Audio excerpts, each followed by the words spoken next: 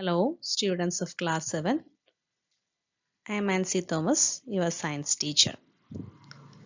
Today we are going to study about two new techniques of plant propagation, hybridization and tissue culture. Observe these pictures. നാടൻ ഇനത്തിലുള്ള ഒരു തെങ്ങിന്റെ ചിത്രമാണ് നിങ്ങൾ ആദ്യമായി ഇവിടെ കാണുന്നത്. നിങ്ങൾക്കറിയാം, ഇത്തരത്തിലുള്ള ധാരാളം തെങ്ങിനങ്ങൾ നമ്മുടെ ചുറ്റുപാടും നാം കാണാറുണ്ട്. എന്തെല്ലാമാണ് ഇവയുടെ പ്രത്യേകതകൾ? വളരെ നീളത്തിൽ വളർന്നു നിൽക്കുന്നവയാണിവ. They grows up to 20 to 30 meters high. ഇനിയും ഇവയുടെ കായ്ഫലം ഉണ്ടാകുവാൻ തുടങ്ങുന്നത് 6 മുതൽ 10 വർഷം കാലാവധി ആകുമ്പോഴാണ്. It gives yield in 6 to 10 years. ഇവയുടെ ആയുർദൈർഘ്യം 80 മുതൽ 100 വർഷം വരെയാണ്. Lifespan of this plant is 80 to 100 years. It gives green colored coconut. പച്ച നിറത്തിലുള്ള തേങ്ങയാണ് ഈ സസ്യത്തിൽ നിന്ന് നമുക്ക് ലഭിക്കുന്നത്. ഇവയുടെ പ്രധാന ഇനങ്ങൾ major varieties are west coast tall, east coast tall, Lakshadweep ordinary എന്നിവയാണ്. ഇനിയും അടുത്ത ചിത്രം നിങ്ങൾ ശ്രദ്ധിക്കൂ. പൊക്കം കുറഞ്ഞ ഒരു തെങ്ങിനമാണ് അല്ലേ? ഇവയും നമ്മുടെ ചുറ്റുപാടുകളിലൊക്കെ നാം ഇന്ന് കാണാറുണ്ട്. അവ ഏതാണ്ട് 8 മുതൽ 10 മീറ്റർ വരെ ഉയരത്തിൽ മാത്രമേ വളരുകയുള്ളൂ. It grows only up to 8 to 10 meters high. Yields in 4 to 5 years. 4 മുതൽ 5 വരെയുള്ള വർഷത്തിനുള്ളിൽ തന്നെ ഇത് കായ്ക്കുവാൻ തുടങ്ങുന്നു. ഇവയുടെ ആയുർദൈർഘ്യം എന്നാൽ വളരെ കുറവാണ്, 30 to 35 years only. ഇവയിൽ നിന്നും മഞ്ഞ, ഓറഞ്ച്, ബ്രൗൺ നിറത്തിലുള്ള തേങ്ങകൾ ലഭിക്കാറുണ്ട്. ഇവയുടെ മേജർ വെറൈറ്റീസ് ആണ് ചാവക്കാട് ഓറഞ്ച്, ചാവക്കാട് ഗ്രീൻ, ഗംഗബോധാം. അപ്പോൾ വെസ്റ്റ് കോസ്റ്റ് ടോൾ എന്ന ഇനത്തിലെ തെങ്ങിനെയും ചാവക്കാട് ഓറഞ്ച് എന്ന ഇനത്തിലെ തെങ്ങിനെയും നമ്മൾ പരിചയപ്പെട്ടു. What are the merits of west coast toll? Yes, the lifespan of West Coast Tall is about 80 to 100 years. 80 മുതൽ 100 വർഷം വരെ ആയുർദൈർഘ്യമുള്ളവയാണ് വെസ്റ്റ് കോസ്റ്റ് ഇനത്തിൽപ്പെട്ട തെങ്ങിൻ തൈകൾ. എന്നാൽ ഇവയ്ക്ക് ചില ദൂഷ്യവശങ്ങളില്ലേ? എന്താണ്? The height is too much. 20 to 30 meters high. 20 മുതൽ 30 മീറ്റർ വരെ ഉയരത്തിൽ ഇവ വളരുന്നു. അങ്ങനെ വലിയൊരു തെങ്ങിൽ നിന്ന് തേങ്ങ അടർത്തുക വളരെ പ്രയാസകരമായ ഒരു കാര്യമാണ് അല്ലേ? ഇനി മറ്റൊരു ദൂഷ്യവശം എന്താണ്? It yields only in 6 to 10 years. 6 മുതൽ 10 വർഷം പ്രായമായാൽ മാത്രമേ അതിൽ നിന്ന് കായ്ഫലങ്ങൾ ഉണ്ടാകുവാൻ തുടങ്ങുകയുള്ളൂ. ഇനി ചാവക്കാട് ഓറഞ്ച് നമുക്കൊന്ന് പരിശോധിക്കാം. എന്തെങ്കിലും ഗുണങ്ങൾ, മെറിറ്റ്സ് ചാവക്കാട് ഓറഞ്ച് പ്ലാന്റിനുണ്ടോ? എന്താണ്? The height is very low. വളരെ പൊക്കം കുറഞ്ഞ ചെടികളാണ്. It grows only up to 8 to 10 meters. അതുപോലെ തന്നെ 4 മുതൽ 5 വർഷം പ്രായമാകുമ്പോൾ ഇവ കായ്ഫലങ്ങൾ നൽകാൻ തുടങ്ങും. It yields in 4 to 5 years. അപ്പോൾ വെസ്റ്റ് കോസ്റ്റ് ടോളിന് കുറെ മെറിറ്റ്സും ഡിമെറിറ്റ്സും ഉണ്ട്. അതുപോലെ തന്നെ ചാവക്കാട് ഓറഞ്ചിനും കുറെ ഗുണങ്ങളും ദൂഷ്യവശങ്ങളും ഉണ്ട്. അങ്ങനെയെങ്കിൽ ഇവയുടെ രണ്ടിന്റെയും നല്ല വശങ്ങൾ മാത്രമുള്ള ഒരു തൈച്ചെടി ഉൽപ്പാദിപ്പിച്ചാലോ? നന്നായിരിക്കും അല്ലേ? അങ്ങനെ ഈ രണ്ട് സസ്യങ്ങളുടെയും ഗുണങ്ങൾ മാത്രമുള്ള തൈച്ചെടികൾ ഉൽപ്പാദിപ്പിച്ചെടുക്കാനുള്ള ഒരു ടെക്നിക്കുണ്ട്. അതിനെപ്പറ്റിയാണ് നാം ഇപ്പോൾ പഠിക്കാൻ പോകുന്നത്. Hybridisation.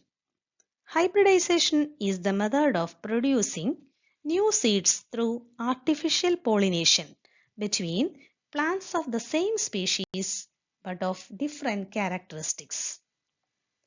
Seeds formed in this manner may combine advantages, disadvantages, and mixed qualities of both the parent plants. Seeds with the desired qualities are selected from these. Hybridization അല്ലെങ്കിൽ വർഗസങ്കരണം. വ്യത്യസ്ത സ്വഭാവ സവിശേഷതകളുള്ള ഒരേ ഇനത്തിൽപ്പെട്ട ചെടികളെ തമ്മിൽ കൃത്രിമ പരാഗണം അല്ലെങ്കിൽ ആർട്ടിഫിഷ്യൽ പോളിനേഷൻ നടത്തി പുതിയ വിത്തിനങ്ങളെ അല്ലെങ്കിൽ തൈച്ചെടികളെ ഉൽപ്പാദിപ്പിച്ചെടുക്കുന്ന രീതിക്കാണ് ഹൈബ്രിഡൈസേഷൻ അല്ലെങ്കിൽ വർഗസങ്കരണം എന്ന് പറയുന്നത്. വർഗസങ്കരണം നടത്തുമ്പോൾ നാം ഉദ്ദേശിക്കുന്ന അനുകൂല സ്വഭാവങ്ങളുള്ള തൈച്ചെടികളോ ഒരുപക്ഷെ പ്രതികൂല സ്വഭാവമുള്ളവയോ അല്ലെങ്കിൽ ഇവ രണ്ടും കൂടി ചേർന്ന അവസ്ഥയിലോ ഉള്ള തൈച്ചെടികളെ ആകാം നമുക്ക് ലഭിക്കുന്നത്. എന്നാൽ നാം ഉദ്ദേശിക്കുന്ന ഗുണങ്ങൾ ലഭിക്കുന്നത് വരെ വീണ്ടും വീണ്ടും കൃത്രിമ പരാഗണം നടത്തി ഡിസൈർഡ് ക്വാളിറ്റീസ് അല്ലെങ്കിൽ നമ്മൾ ഉദ്ദേശിക്കുന്ന മേൽത്തരം ഗുണനിലവാരമുള്ള തൈച്ചെടികളെ അല്ലെങ്കിൽ വിത്തിനങ്ങളെ ഉണ്ടാക്കിയെടുക്കാൻ ഹൈബ്രിഡൈസേഷനിലൂടെ വർഗസങ്കരണത്തിലൂടെ നമുക്ക് സാധിക്കുന്നു. Plants produced by this method are called as hybrids. ഈ രീതിയിലൂടെ ഉൽപ്പാദിപ്പിക്കുന്ന തൈച്ചെടികളെയാണ് ഹൈബ്രിഡുകൾ അല്ലെങ്കിൽ സങ്കര ഇനങ്ങൾ എന്ന് നാം വിളിക്കുന്നത്. ഇതിന്റെ പ്രത്യേകത എന്താണെന്നോ? Hybrids have the advantage of both the parent plants. മാതൃസസ്യങ്ങളുടെ എല്ലാ ഗുണങ്ങളും സങ്കര ഇനം സസ്യത്തിന് ഉണ്ടായിരിക്കും എന്നതാണ് ഇതിന്റെ നേട്ടം. Now let us familiarize few varieties of hybrid plants. In the first figure, you can see coconut tree. സങ്കര ഇനം തെങ്ങിനങ്ങളാണ് നാം പരിചയപ്പെടാൻ പോകുന്നത്.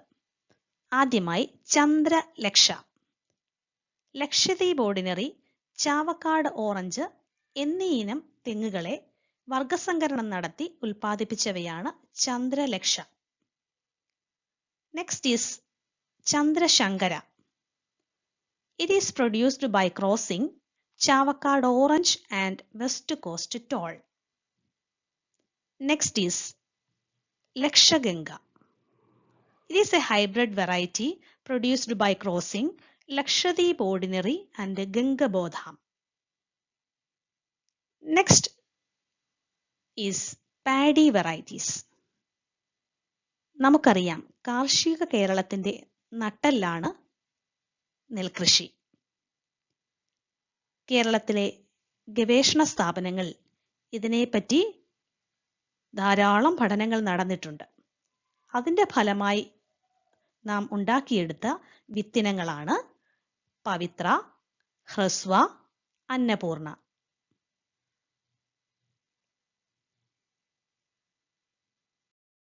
നെക്സ്റ്റ് ഈസ് പീ പ്ലാന്റ്സ്, പയറു ചെടികൾ. സങ്കര ഇനം പയറു ചെടികളാണ് ലോല, മല്ലിക, ഭാഗ്യലക്ഷ്മി, ജ്യോതിക. ഇനിയും വെണ്ടയ്ക്ക അല്ലെങ്കിൽ ലേഡീസ് ഫിംഗർ. മേൽത്തരം ഇനങ്ങളിൽപ്പെട്ട വെണ്ടയ്ക്കയാണ് Kiran, Arka, Anamika, Salkeerthi. Now let us see the hybrid varieties of brinjal. Surya, Shweta, Harita, Neelima. Next is green chilies. മുളക് ചെടികളിലെ ഹൈബ്രിഡുകളാണ് ഉജ്വല, ജ്വാലാമുഖി, അനുഗ്രഹ. തക്കാളിയുടെ സങ്കര ഇനങ്ങളാണ് മുക്തി, അനഘ, അക്ഷയ. Tomato plants. ഇനിയും അടുത്ത ചിത്രം ശ്രദ്ധിക്കൂ.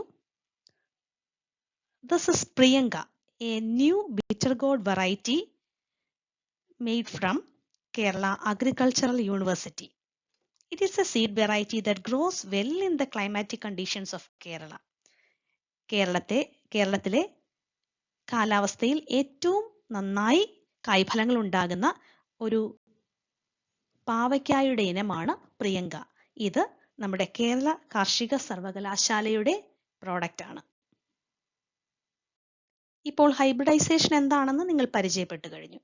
ഇനിയും ഈ ചിത്രങ്ങൾ നോക്കൂ. Have you seen this type of plantain saplings? ഇതുപോലെയുള്ള വാഴക്കുട്ടികളെ നിങ്ങൾ കണ്ടിട്ടുണ്ടോ? ഉണ്ട് അല്ലേ? How can we produce this? എങ്ങനെയാണ് ഇതുപോലുള്ള വാഴത്തൈകളെ നമുക്ക് ഉണ്ടാക്കിയെടുക്കാൻ സാധിക്കുന്നത്?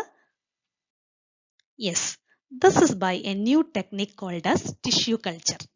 ടിഷ്യൂ കൾച്ചർ എന്ന നൂതന സാങ്കേതിക വിദ്യയിലൂടെയാണ് ഇങ്ങനെയുള്ള തൈച്ചെടികളെ നാം ഉൽപ്പാദിപ്പിക്കുന്നത്. What is tissue culture? Tissue culture is the process of producing a new generation from a cell or a tissue of a plant.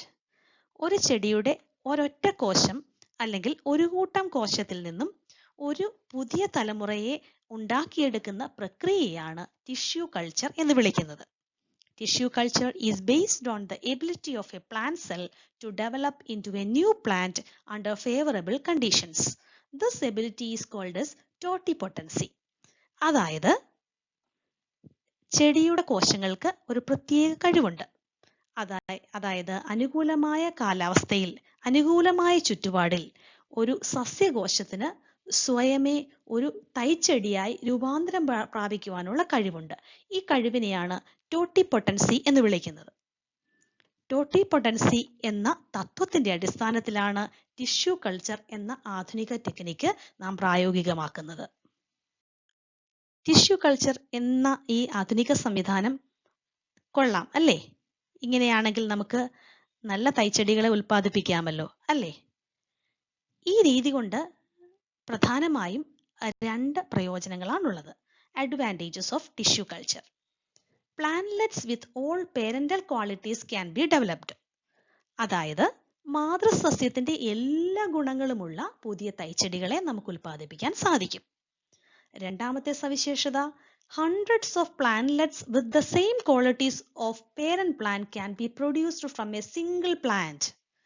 ഒറ്റ ചെടിയിൽ നിന്ന്, ഒറ്റ മാതൃസസ്യത്തിൽ നിന്ന് 100 കണക്കിന് തൈച്ചെടികളെ, അതും മാതൃസസ്യത്തിന്റെ അതേ ഗുണങ്ങളുള്ള സസ്യങ്ങളെ നമുക്ക് ഉൽപ്പാദിപ്പിക്കുവാൻ ടിഷ്യൂ കൾച്ചറിലൂടെ സാധിക്കും.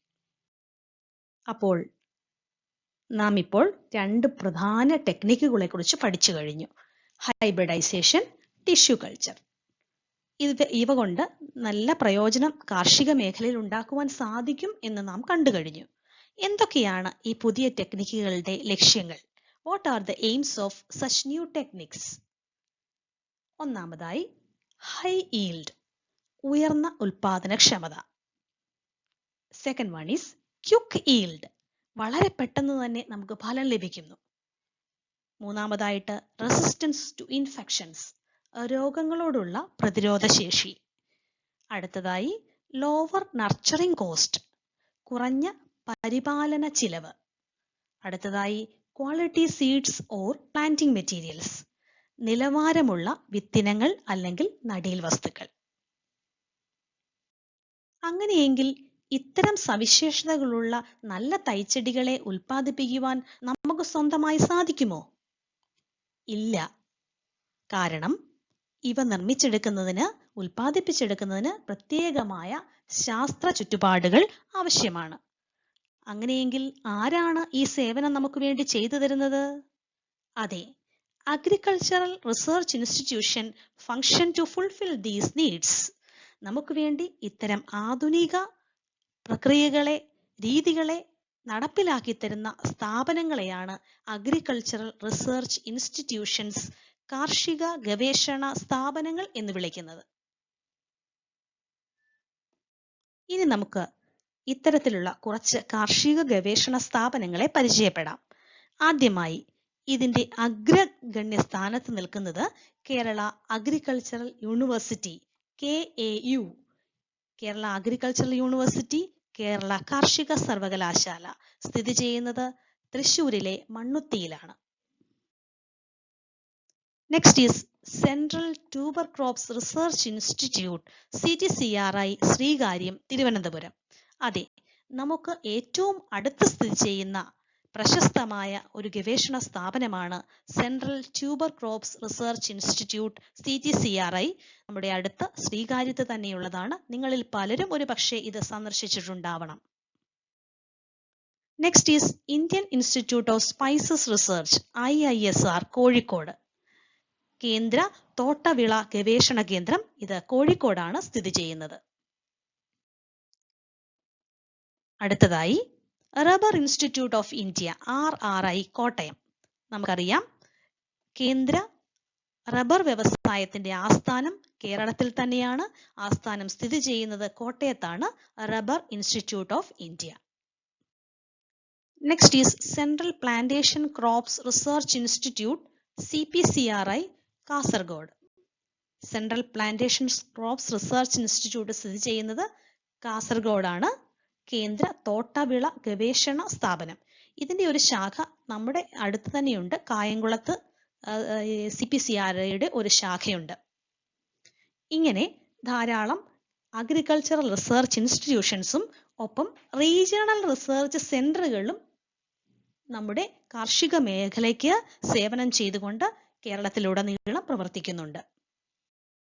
അപ്പോൾ നാം ഇപ്പോൾ കണ്ട വലിയ വലിയ കാർഷിക ഗവേഷണ സ്ഥാപനങ്ങൾ കൃഷിക്കാർക്ക് വേണ്ടി ഒരുക്കുന്ന സേവനങ്ങൾ കൃഷിക്കാരിൽ എത്തിക്കുന്നതിനുള്ള സംവിധാനത്തെക്കുറിച്ചാണ് നാം ഇനി പഠിക്കാൻ പോകുന്നത്.